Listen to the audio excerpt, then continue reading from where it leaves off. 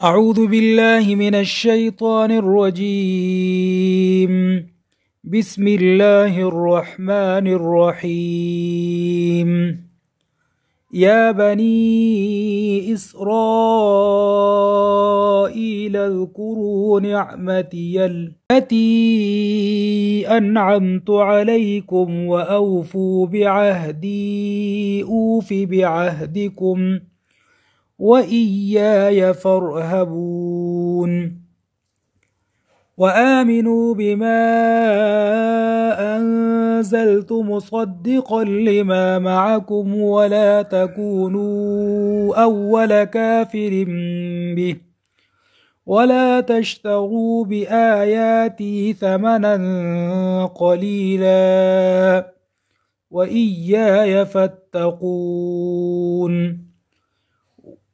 ولا تلبسوا الحق بالباطل وتكتموا الحق وأنتم تعلمون. وأقيموا الصلاة وآتوا الزكاة واركعوا مع الراكعين. أتأمرون الناس بالبر وتنسون أنفسكم وأنتم تتلون الكتاب أفلا تعقلون.